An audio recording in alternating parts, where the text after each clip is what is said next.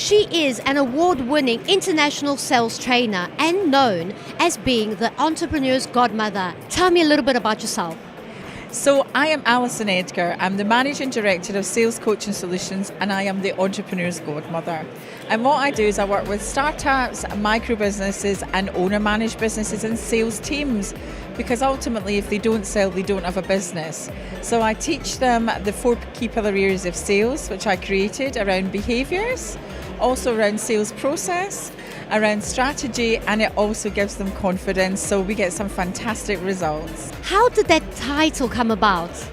So I've got 2 sides to the business really. So Sales Coaching Solutions works with teams, and there used to be government funding, so a lot of the work that I did in sort of 2014, 15 and 16 would have been done under some funding, but in 2015, 16 it was pulled.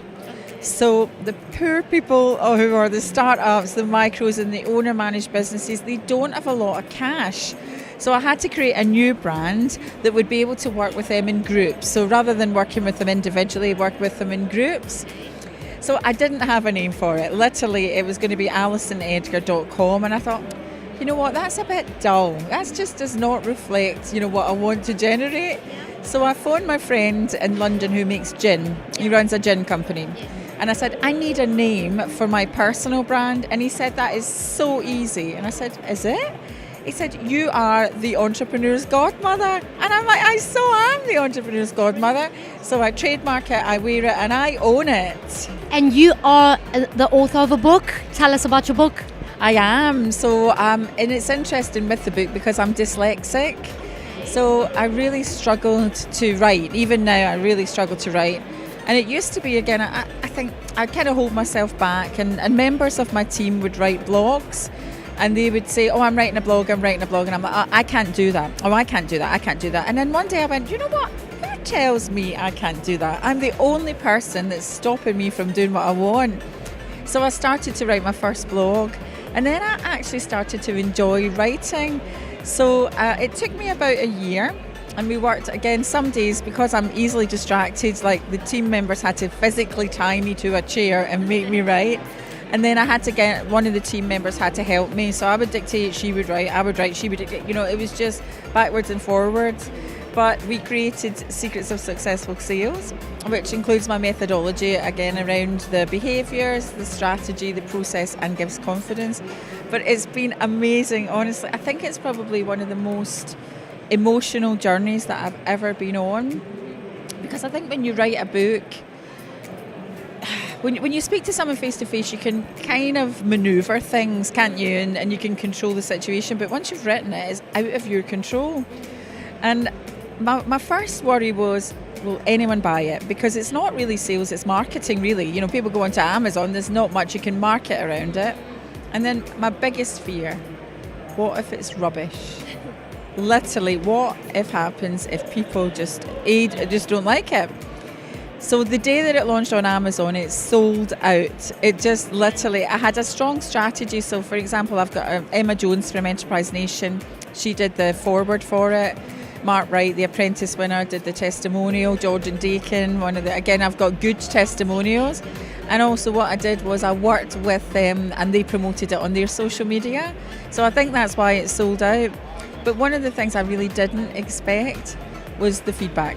The feedback has been incredible. So in the 8 weeks since it launched, it's had 56 5-star reviews on Amazon. Every day I get messages, private messages from people I've never met in my life, telling me how much it's changing their business and changing their sales. And I am gobsmacked is probably the best way to describe it, but honoured and privileged that people let me into their lives like that. I can't believe it. Could you give our viewers a secret of successful sales? Of course, I've got loads, but I'll give them just one because the rest of them are actually in the book. Exactly. So I would say one of the secrets is around listening. So as children, we're born to ask open questions. How, what, why, when, where. How, what, why, when, where. But when we go to school at 5, we become polite.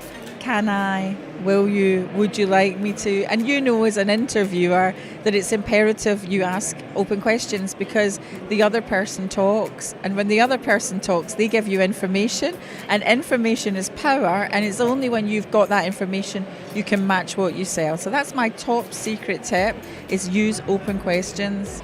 Alison, why the colour pink? So it is so funny. So I'm going to tell you a big secret. I don't really love the colour pink. So what happened was I was going to 10 Downing Street with a party of small businesses. I was leading a group of small businesses, and I was doing a bit of research for the visit, and I looked at the group that had gone before and the group that went before, and they were all wearing black coats, and I thought, So I went to Debenhams to buy a coat, and I had no choice, but I didn't want black. I'd have gone for any colour. But they had a really good pink one, and I thought, wow, that's the start of a great brand. And now it just makes the brand stand out. You know, people see me and they know it's me, and the brand recognition. So I don't really like pink, but now I love what pink does for my brand. There we go. Wonderful. Thank you for your time and good luck for your future, Alison. You're welcome. Thank you so much for having me. Thank you.